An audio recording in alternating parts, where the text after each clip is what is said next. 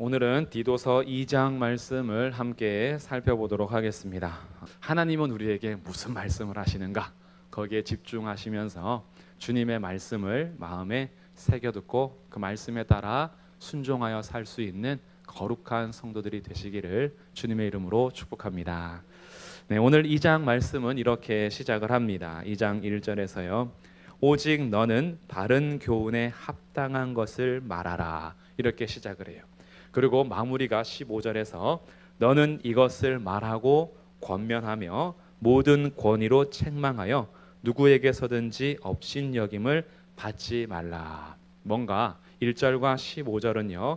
바르게 가르쳐라 이런 말이에요. 바르게 가르쳐라. 그 무엇을 바르게 가르치느냐? 바른 교훈을 바르게 가르쳐라.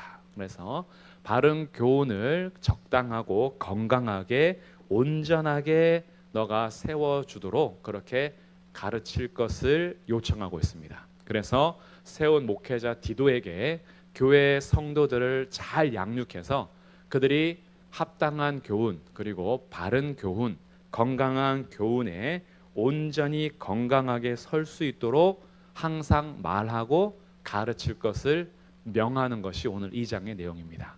그래서 2장에서는 각 분류마다 나이대마다 무엇을 해야 되는지를 알려주고요. 그리고 그렇게 해야 하는 이유에 대해서 가르쳐줍니다. 그럼 왜 바른 교훈에 서야 하는가? 먼저 그 이유를 한번 살펴볼 텐데요.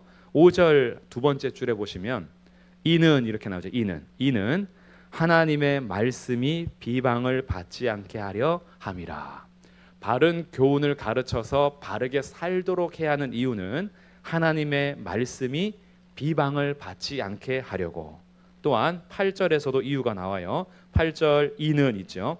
이는 대적하는 자로 하여금 부끄러워 우리를 악하다 할 것이 없게 하려 함이라. 대적하는 자는 복음을 반대하는 자들, 예수가 그리스도이심을 부인하는 사람들, 기독교인들을 비방하는 사람들, 이런 사람들로 하여금 부끄러워서 우리를 악하다 할 것이 없게 하려 함이라. 욕하려고 막 덤벼들었는데 보니까 욕할 게 없는 거예요. 너무 바르게 살고 있는 거죠. 그래서 오히려 욕하던 그들이 부끄러움을 당하도록 너희가 그렇게 바른 교훈을 가르쳐서 잘 살아야 돼라고 합니다. 10절에서도 이유가 나오는데요. 10절에서도 두 번째 줄에 이는 있죠. 이는 범사에 우리 구주 하나님의 교훈을 빛나게 하려 함이라. 모든 일에 범사에 우리 구주 하나님의 교훈, 주님께서 우리에게 가르쳐 주니 말씀, 이런 교훈이 빛나게 하려고. 그래서 이것을 드러나고 단정하게 설 수 있도록 하나님의 교훈이 욕먹는 것이 아니라 그 교훈이 드러나고 빛나게 단장하게 하도록 그렇게 하려는 목적이다라고 합니다. 그러면서 우리에게 어떻게 살 것인가에 대한 바른 교훈을 합당하게 말하라 이렇게 하는 거죠. 그럼 아직 삶에 대해서는 우리가 나누기 전에요. 오늘날 우리 교회가 욕먹는 이유, 그리스도인들이 사람들로부터 비방을 받는 이유, 그리고 하나님의 말씀과 하나님의 권위가 실추된 이유, 이런 것들이 여러 가지가 있겠지만 오늘 현대를 살아가는 우리들에게 생각해 볼 문제가 있죠. 그리스도인들이 그리스도를 닮지 못해서, 그리스도인들이 세상에서 바르게 살기보다는 여전히 욕심부리고 세상 사람들하고 별다를 바 없고 오히려 더 악랄한데 예수님의 이름으로 용서도 받고 더 나쁜 짓을 많이 하는데 천국에 대한 확신을 가지고 있고, 그리고 막 살면서도 그래도 복음을 전하면서 예수님 믿어야 돼 천국 간다라고 하니까 사람들이 저것들은 자기네들만 아는데 죽어서도 지들만 천국을 간다니까 더 싫은 경우도 있죠. 근데 그리스도의 말씀이 사실 바르지 않은 건 아니거든요. 하나님의 말씀은 정말 선하고 말씀대로만 산다면 세상이 진짜 아름답게 변합니다. 세상이 얼마나 아름다워질 수 있을지 하나님 말씀대로 살아가 보는 사회가 그 맛을 볼 수 있는데 하나님 말씀대로 살아가는 사회가 없죠.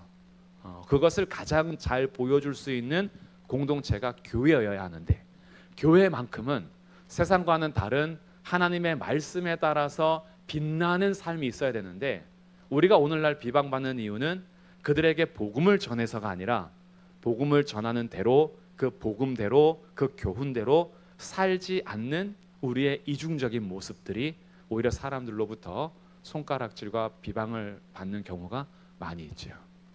그렇지 않습니까? 그래서 어떤 경우에는요, 차라리 내가 그리스도인임을 말하지 말자. 그러면 덜 욕먹겠다라고 할 정도로 우리를 자꾸 감추려고 합니다. 이런 신앙을 이순신 신앙이라고 하는데, 나의 죽음을 누구에게도 아무에게도 알리지 말라라고 하는 것처럼 내가 그리스도인인 것을 아무에게도 알리지 말라. 이거 알렸다가는 오히려 더 욕먹을 수 있다. 이렇게 살아간다면 우선은 자기를 그래도 아니까 내가 욕먹이지 말아야지라고 하는 부담과 책임은 있다는 건데, 근데 우리가 조금 더 예수님 안에서 성장을 한다면 그리스도인임을 정확하게 그리고 당당하게 밝히면서 그리스도인답게 산다면 얼마나 좋겠어요. 그래서 오늘은 우리가 그리스도인답게 살지 못하면 어떻게 되냐 하면요, 5절 끝에 것처럼 하나님의 말씀이 비방을 받게 됩니다. 우리가 바르게 살지 않으면. 그리고 8절에서 우리가 바르게 살지 않으면 우리를 대적하는 자들이요, 우리를 악한 것들을 찾아냅니다. 장로라면 장로가 무슨 횡령을 해, 이렇게 나오는 거죠. 목사라면 목사가 무슨 그렇게 사기를 쳐라고 하는 비방이 더 커지는 거죠. 그래서 대적자들이 우리를 고발하고 고소하려 했다가도 오히려 부끄러움을 당해야 되는데, 그러지 않으면 오히려 비방할 거리를 주게 된다. 그리고 악하게 된다라는 거죠. 그런데다가 10절에서는 범사의 우리 구주 하나님의 교훈이 빛나는 것이 아니라 오히려 사람들로부터 손가락질 당하고 단장되는 것이 아니라 무너지게 되는 그런 일들이 나타나게 되죠. 그래서 오늘은 디도에게 바른 교훈을, 이 건강한 온전한 교훈을 바르게 잘 가르쳐서 세워주도록 해라라는 것이 오늘의 말씀이에요. 그럼 오늘의 말씀을 우리가 한번 교훈으로 삼아서 우리가 어떻게 살아야 하는가라는 그 기준을 좀 잡게 되는데, 그럼 그 부분을 한번 살펴보겠습니다. 먼저 2절 말씀인데요, 2절에 늙은 남자로는 이렇게 나옵니다. 이 사도 바울이 편지를 쓴 당시에 늙은 사람은 몇 살이었을까요? 이 시대가 이제 달라지면서 늙음에 대한 개념도 좀 달라지잖아요. 자료에 의하면 바울이 살고 있던 이 시대에 늙음이라는 것은 50대, 60대 이상, 거기가 늙음입니다. 왜냐하면 평균 수명이 그만큼 못 됐기 때문에요. 우리도 알잖아요. 환갑잔치가 대단했었죠. 그만큼 한 바퀴 60년을 사는 것 자체가 귀했으니까요. 근데 오늘날은 60대에 가가지고 할머니 이름 기분 나빠요. 내가 왜 할머니야? 이렇게 나오죠. 진짜 할머니라도, 진짜로 손자 손녀가 있어도 그거 싫어해요. 65살까지는 청장년이지, 뭐 이렇게 장년이지라고 하는 경우가 있는데, 오늘날 우리 늙음에 대한 어떤 기준은 좀 다르겠죠. 그러나 여기에서 말하는 늙은 남자라는 것이 단지 나이대로만 끊지 않고, 또 3절에서도 늙은 여자로는 이렇게 나오잖아요. 여기를 꼭 나이대로 끊기보다는 교회에서 어른의 역할을 하는 사람들이 늙은 남자, 늙은 여자로 보시면 좋을 것 같아요. 부모의 역할을 할 수 있는 사람들, 그리고 젊은 여자들 나옵니다. 44절에 젊은 여자들이 나오고요, 6절에서는 젊은 남자들이 나와요. 이 젊음이라는 것은 당시에는 10대부터 40대를 말했다 그래요. 그러니까 오늘 우리에게 말할 때는 다음 세대들, 자녀 세대들로 이렇게 보셔도 좋을 것 같습니다. 그러면 전 세대를 지금 품으면서 교훈을 하는 건데, 먼저 늙은 남자와 늙은 여자, 부모 세대와 할아버지 할머니 역할을 하는 어른들에게 무슨 말씀을 하느냐. 2절 볼게요. 늙은 남자로는 절제하며 경건하며 신중하며 믿음과 사랑과 인내함에 온전하게 해라. 늙은 남자에게 네 가지를 말합니다. 첫 번째는 절제를 말하고요, 두 번째가 경건이고요, 세 번째가 신중이고요, 네 번째가 믿음과 사랑과 인내함에 온전하게 해라. 이 네 번째예요. 이 온전하다라는 단어는 1절에서 나오는 바른 교훈할 때 바른하고 똑같은 단어입니다. 그러니까 이 바른이란 뜻은 다른 뜻으로 뭐가 있냐 하면 건강하다, 건전하다의 뜻을 가지고 있어요. 그러니 지금 너희가 건강한 교훈, 건전한 교훈을 말해라라고 하고 있고요. 그리고 늙은 남자들에게는 믿음에 건강하고 사랑에도 건강하고 인내함에도 건강하게 그렇게 서라라고 요구하는 것이 네 번째 요구라는 거예요. 그래서 절제가 들어가죠. 근데 이 절제와 경건과 신중은 모든 세대에게 다 말하는 겁니다. 3절에 보시면 늙은 여자에게도 말하는데 늙은 여자도 이와 같이 행실이 거룩하며, 이것이 절제와 신중과 경건이 포함되어 있는 거예요. 거룩하며 모함하지 말라. 이렇게 부모 세대의 여자들에게는 사람들을 비방하며 다니지 말라. 말에 대한 거고요. 그리고 많은 술의 종이 되지 않는다. 술의 종로를 된다는 것은 술에 의해서 취하고 그리고 지배를 받는 거예요. 절제를 상실하는 거죠. 그래서 그러지 마라라고 하고 있고요. 오히려 뭘 해야 되냐 하면 선한 것을 가르치는 자들이 되라 그래요. 그래서 이 늙은 남자와 늙은 여자에게 부탁하는 것을 한마디로 말한다면 뭐냐 하면 매사에 본이 되어라, 이런 뜻이에요. 매사에 본이 되어라. 신중함을 잃지 말고, 밖에 나가서 절제함을 잃지 말고, 경건함을 놓치지 말고, 술에 취하거나 술에 지배당하지 말고, 어딜 가서 모여 있을 때에 다른 사람 비방하거나 모함하지 말고, 뒷담화하지 말고, 이런 거죠. 가서 그 사람 막 욕하지 말고. 이게 뭐예요? 어른 세대들에게 요구하는 거예요. 그래서 오히려 자신들의 행실을 거룩하게 하여 어떤 사람이 되어야 하냐 하면 3절 끝에 선한 것을 가르쳐주는 자들이 되어야 한다라는 거예요. 먼저는 본이 되고 두 번째는 그것을 가르치고, 이렇게 얘기하는 거죠. 그럼 뭘 가르치냐 봤더니 4절에 늙은 여자들에게 젊은 여자들을 가르칠 것을 요구합니다. 그들로 젊은 여자들을 교훈하되 그 남편과 자녀를 사랑하며 신중하며 순전하며, 순전은 순결하라 뭐 이런 뜻이에요. 또 신중함이 나오죠. 그러니까 젊은 여자들이 세상을 다니면서 세상과 똑같은 방식으로 살지 말고 가정에 충실하도록 남편과 자녀를 사랑하도록 교훈해라. 이런 교훈을 하려면 먼저 늙은 여자들이 어떻게 해야 돼요? 자기도 가정을 잘 돌봐야 되는 거예요. 본인은 밖에서 남자친구 다 만나고 다니고 밖에서 막 다니면서 모함하고 다니면서 젊은 여자들한테 가서 그러면 안 된다라고 하면 안 먹히는 거죠.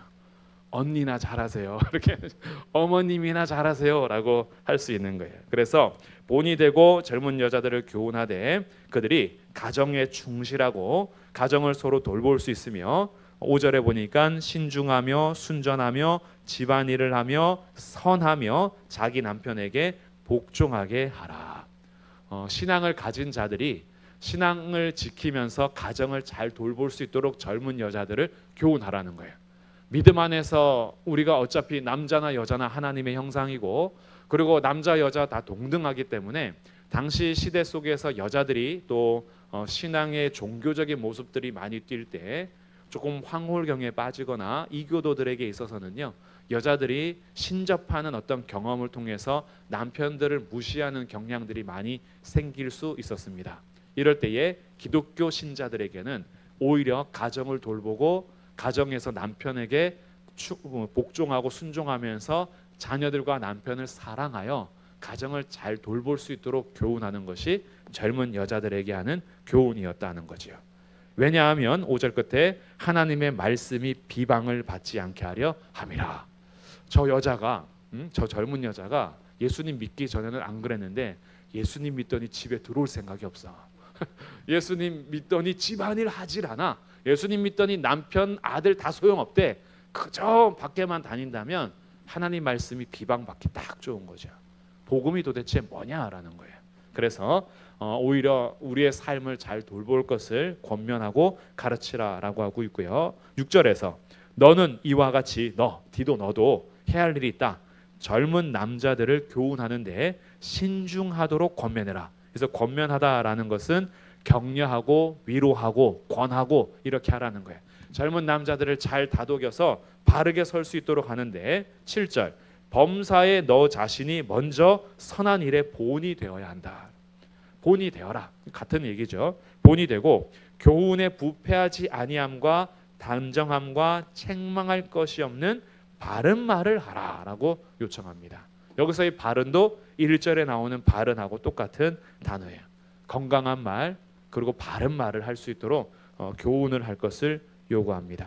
그러니 젊은 남자들도요, 매사에 선한 일을 감당하도록 해야 하고 부패하지 아니함과 단정함을 가지고 다른 사람들에게 말을 할 때에도 신중하게 분별하여 거룩한 말을 할 것을 요청하고 있는 거죠. 그러니 이 삶이 늙은 남자, 늙은 여자, 젊은 여자, 젊은 남자들에게 자신의 삶을 돌아보되 절제와 신중과 경건함의 그 삶을 잘 가꾸어 갈 수 있도록 교훈하라는 것이 오늘 이 말씀의 내용이었던 거죠. 그래서 남자들이 세상에서도 바른 말을 함으로 8절 끝에 대적하는 자들이 부끄러워서 우리를 악하다 할 것이 없게 하라라고 요청을 합니다. 그러니 우리들은 세상에 나갔을 때요, 주목받는 사람들인 거예요. 왜냐하면 예수님께서 우리를 빛으로 불러주셨기 때문에. 빛은 감춰질 수가 없죠. 빛은 드러나게 되어 있습니다.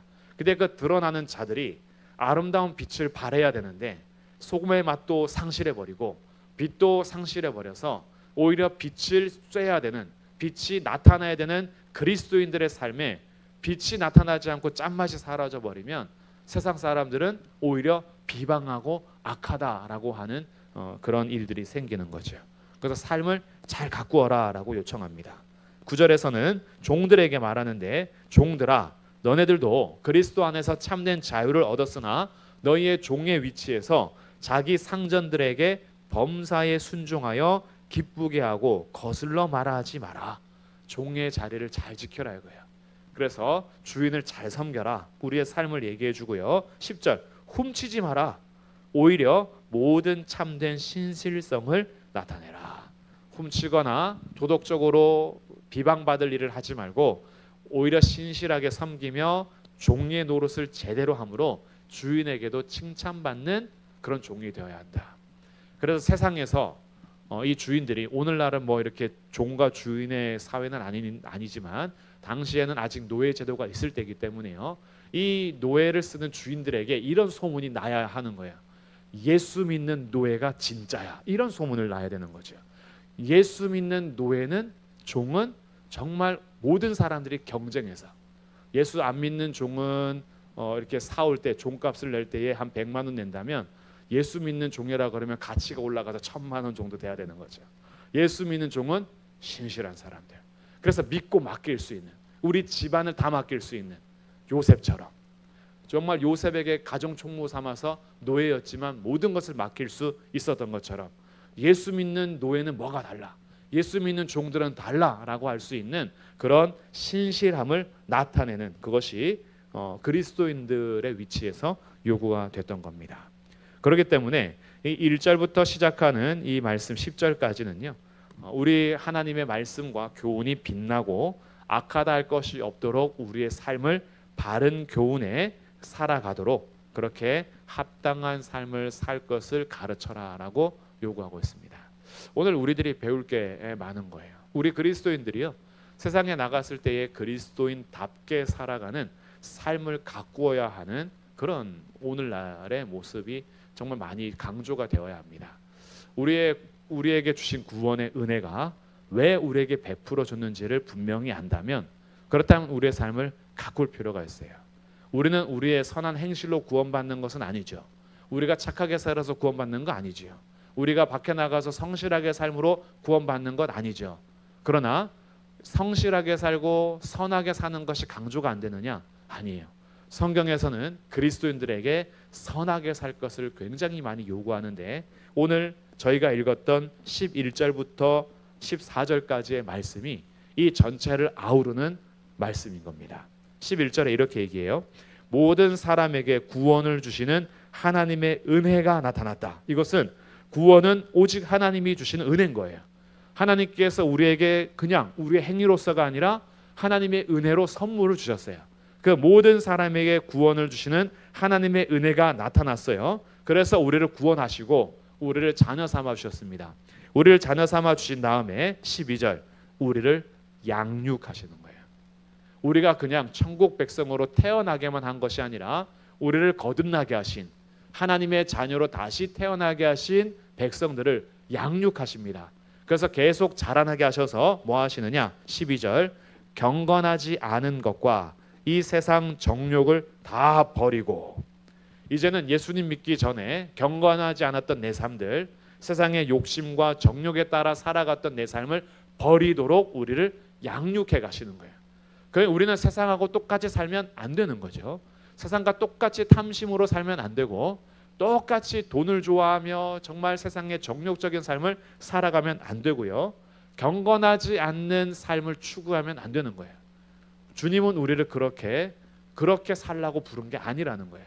우리를 구원을 주시고 은혜를 베풀어 주신 것은 우리를 양육하셔서 그 불의한 세상과 불법에서부터 건져내셔서 어떻게 살라 했냐 하면 12절 두 번째 줄에 신중함과 의로움과 경건함으로 이 세상에서 살도록 했다는 거예요. 우리를 부르신 부름의 이유가 있는 거죠. 우리를 구원하셔서 양육하시면서 자라게 하는데, 우리들이 이 땅을 살아가면서 신중하게 사는 것, 의롭게 사는 것, 경건하게 사는 것, 이것이 주님께서 우리에게 명하신 거고요. 13절, 복스러운 소망과 우리의 크신 하나님 구주 예수 그리스도의 영광이 나타나심을 기다리게 하셨다. 우리의 소망은 이제 천국에 있는 거예요. 우리가 이 세상에서 경건하게 산다고 해서 무슨 유익이 있습니까? 우리가 이 땅에서 신중히 살고 의롭게 산다고 해서 우리에게 뭐 더 큰 유익이 있겠습니까? 라고 할 때 그냥 세상에서 오히려 착하게 살면은 해가 입혀지고, 의롭게 살고 공의롭게 살고 착하게 선하게 살면은 오히려 더 손해를 보며 살아가는 세상일지라도, 우리의 소망과 우리의 기다림은 세상에서 맺히는 열매가 아니라 다시 오실 주님을 기다리고 있는 거죠. 그러니까 우리가 바라보며 살아가는 삶이 다른 거예요. 우리는 다시 오실 주님, 영광으로 다시 오실 주님을 기다리며 살아갑니다. 그래서 14절, 그가 우리를 대신하여 자신을 주신 것은, 우리를 위해서 자신을 내주신 것은 모든 불법에서 우리를 속량하신 거죠. 모든 불법에서 우리를 건지시려고 값을 지불하시고 사셨어요. 그래서 우리를 깨끗하게 하셔서 선한 일을 열심히 하는 자기 백성이 되게 하려 하심이라.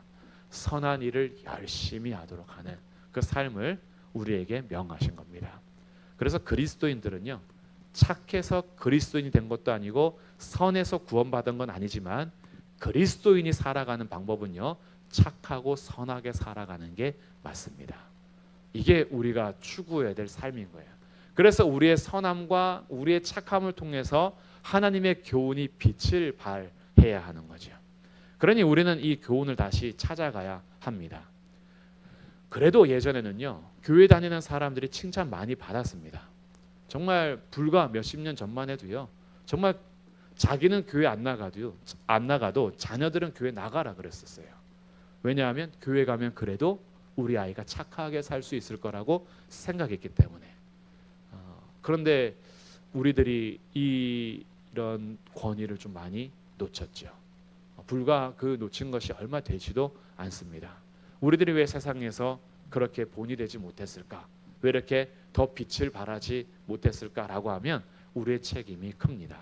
어른들로서 먼저 본이 됐어야 하고, 본을 보이면서 바르게 양육하고 가르쳤어야 되는데, 우리들도 스스로 무너지고, 그러다 보니까 가르침도 안 됐던 거죠. 바통 터치가 잘 돼야 되는데 안 되는 거예요. 왜? 나도 달리기를 제대로 못했어요. 내가 달려가야 할 길을 같이 달리고 그 다음 전수해 줘야 되는데, 나도 달리기를 하지 않고 있으니 전수할 수가 없는 거예요. 그러니까 그리스도인들이 같이 열심히 살아가야 될 복음 안에서의 우리 합당한 삶을 다 놓치고 살아버리니까, 그 시간이 1년, 2년, 3년 지나면서 그때는 아무 문제 없는 것 같았으나, 그것이 나중에 한 10년, 20년 지나니까 그동안 열매가 다 사라지기 시작한 거죠.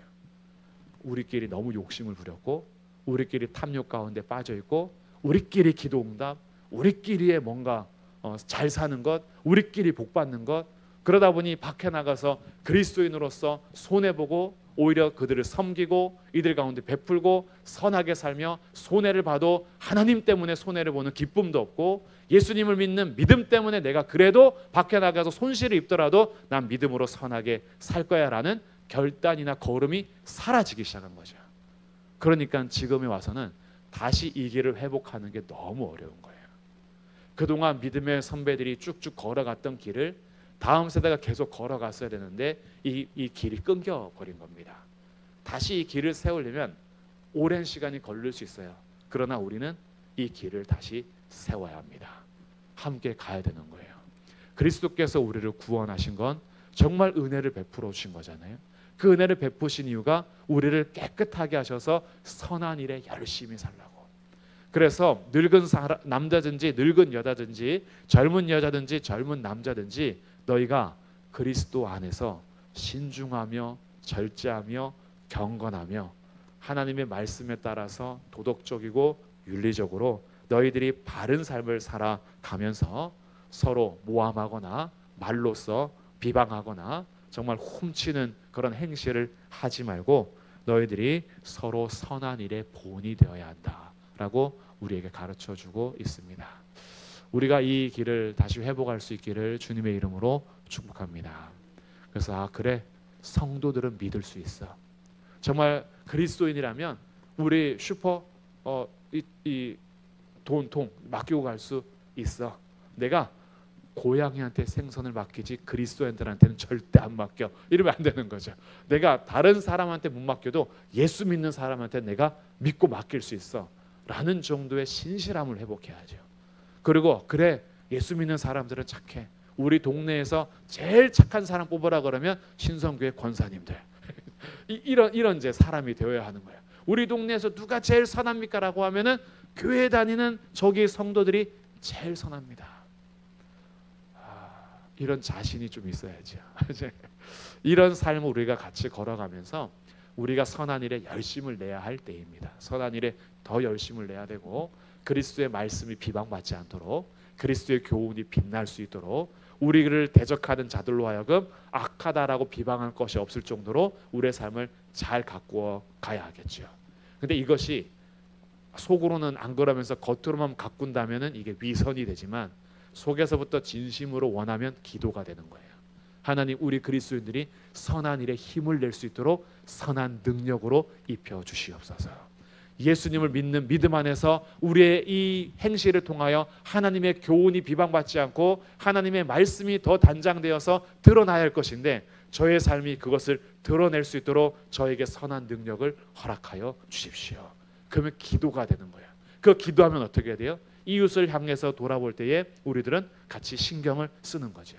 그래서 가끔은요, 우리 그리스도인들에게 표가 나는 옷이 있었으면 좋겠어요.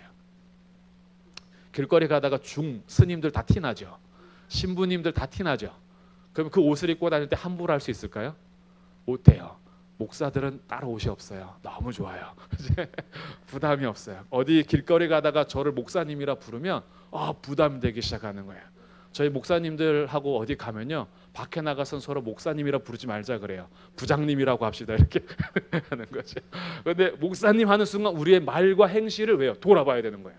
근데 이런 부담이 있어야죠. 우리는 눈에 보이지 않지만 그리스도로 옷 입은 사람들이잖아요. 그래서 우리는 어딜 가든지 티를 우리가 내서가 아니라 사실은 티가 안 나도 우리는 그리스도인답게 살아야 하는 겁니다. 이 삶을 놓치지 말고 우리 교회 성도들이요, 우리 지역에서 가장 선한 일에 열심을 내는 그런 우리 성도들이 되시기를 주님의 이름으로 축복합니다. 아멘. 기도하겠습니다. 하나님 아버지, 감사합니다. 오늘도 우리에게 바른 교훈에 합당한 것을 가르쳐 주시어 우리가 어떻게 살아야 하는지 그 기준을 가지고 다시 우리의 삶을 살펴볼 수 있도록 하셔서 감사합니다. 우리를 모든 불법에서 속량하시고 깨끗하게 하셔서 선한 일을 열심히 하는 자기 백성이 되게 하려 하신 하나님의 뜻을 따라 경건하지 않은 것과 세상의 정욕을 버리고 신중함과 의로움과 경건함으로 세상을 살아가면서 우리 구주 예수 그리스도께서 다시 오심을 기다리는 그런 삶으로서 우리의 삶을 잘 가꾸어 가게 하옵소서.